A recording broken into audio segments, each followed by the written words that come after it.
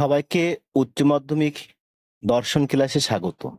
আজকের ক্লাসে আলোচনা করব 2025 সালে উচ্চ মাধ্যমিকের যে রায়মার্টিন কোশ্চেন পেপার বেরিয়েছে সেই কোশ্চেন পেপারে দর্শনের পেজ নাম্বার 450 পেজে মডেল কোশ্চেন পেপার 1 এর যে 16টি এসিকে কোশ্চেন আছে সেগুলি আলোচনা করব।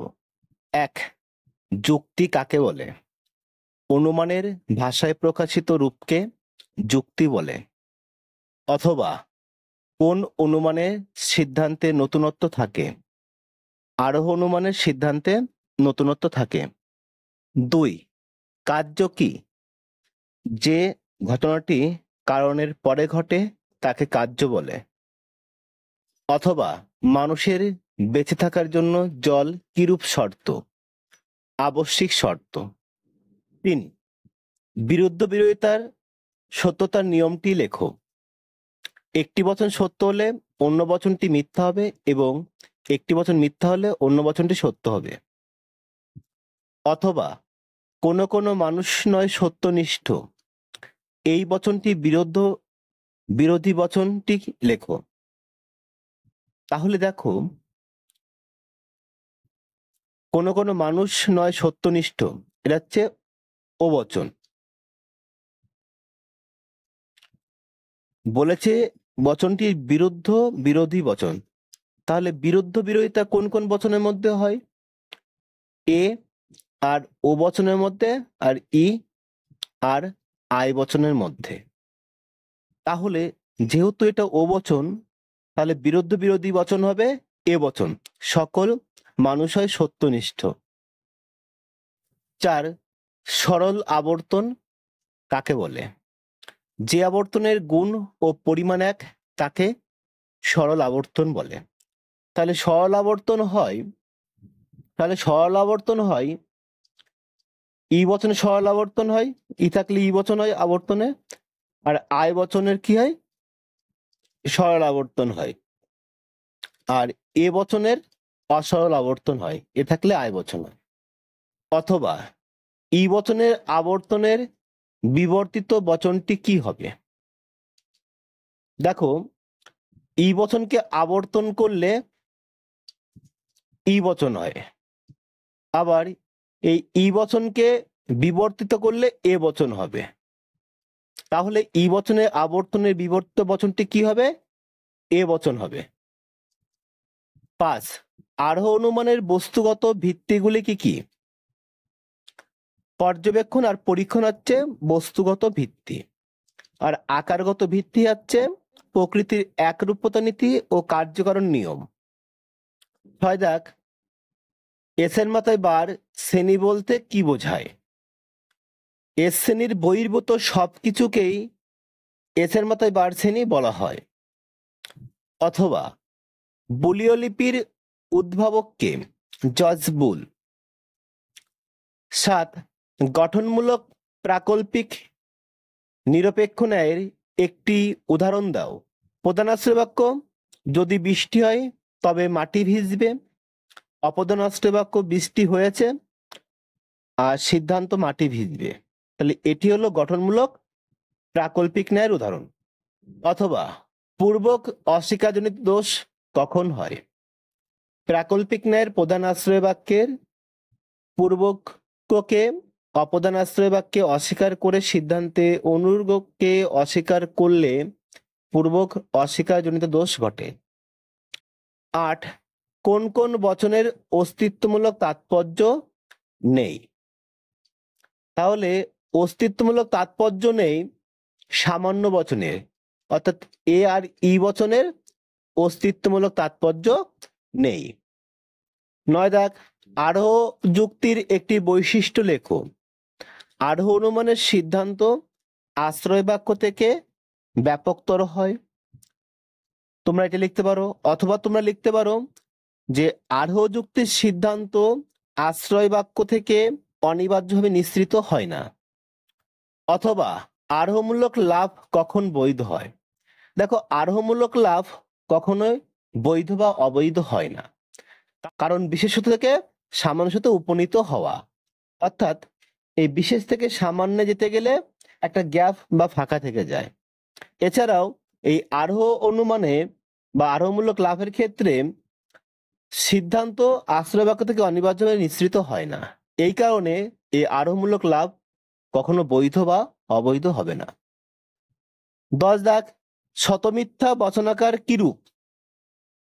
তাহলে দেখো, শতমিথ্যা বচনাকার হবে পি ডট অস্বীকার পি, অর্থাৎ শত মিথ্যা বচনাকার হলো যে সত্য সারণীর সকল উপস্থাপন দৃষ্টান্তগুলি যদি সবগুলো একই সাথে মিথ্যা হয়, তবে সেই বচনাকারটি কি হবে? শতমিথ্যা বচনাকার হবে। দেখো এখানে পি ডট অস্বীকার পি, এটি একটি শতমিথ্যা বচনাকারের উদাহরণ। দেখো এখানে বচনকারক আছে কটা?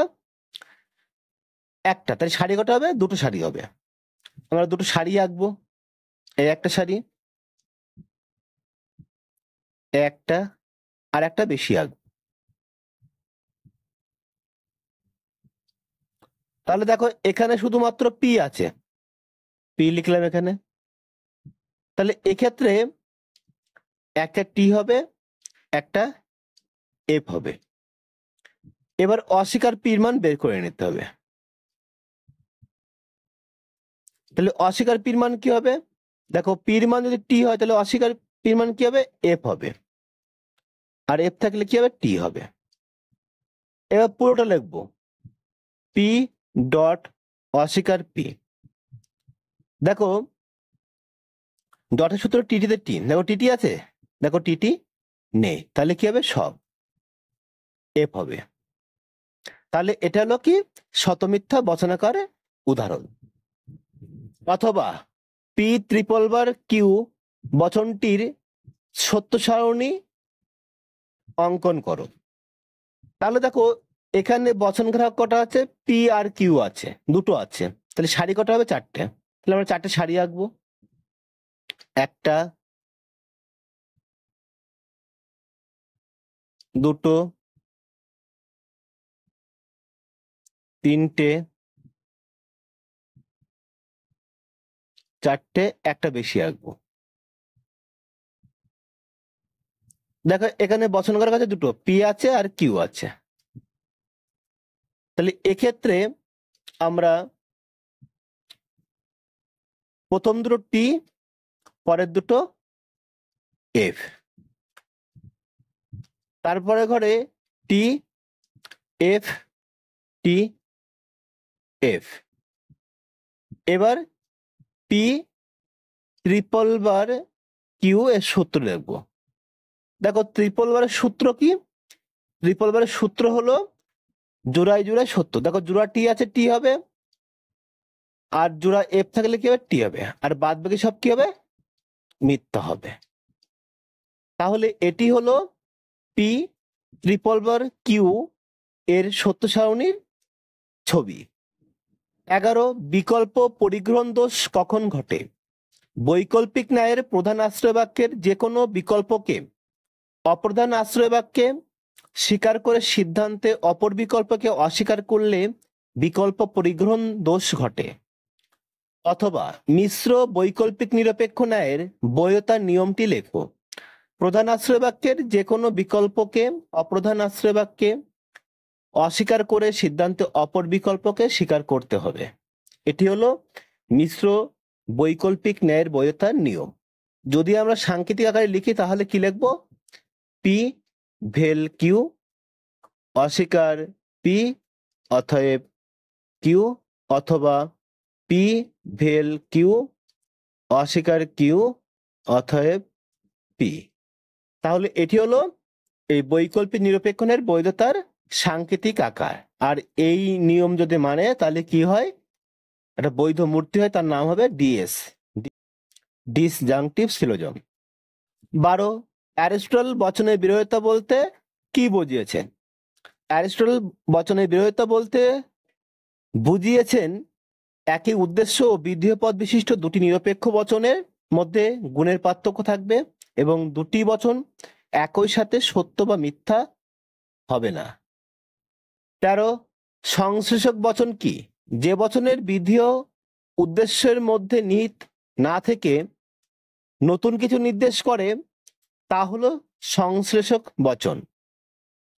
14 শর্ত কত প্রকার ও কি কি? শর্ত 3 প্রকার, যথা আবশ্যিক শর্ত, পর্যাপ্ত শর্ত ও আবশ্যিক পর্যাপ্ত শর্ত। অথবা পর্যাপ্ত শর্ত হিসাবে কারণের একটি উদাহরণ দাও। বিষ পানে মৃত্যু। 15 বহুকরণবাদের একটি অসুবিধা উল্লেখ করো। বহুকরণবাদে একটি অসুবিধা হলো এই মতটি গ্রহণ করলে কারণকে কখনোই অপরিবর্তনীয় ও শর্তহীন রূপে গণ্য করা যায় না। 16 একটি বৈকল্পিক বচন কখন মিথ্যা হয়? যখন বৈকল্পিক বচনে উভয় বিকল্প মিথ্যা হয় তখন বৈকল্পিক বচন মিথ্যা হয়। ক্লাসটি ভালো লাগলে লাইক করো, তোমাদের বন্ধুদের শেয়ার করো, আর যারা আমার এই চ্যানেলে নতুন তারা অবশ্যই চ্যানেলটিকে সাবস্ক্রাইব করো। আবার দেখা হবে পরের ক্লাসে। সে পর্যন্ত সবাই ভালো ও সুস্থ থেকো।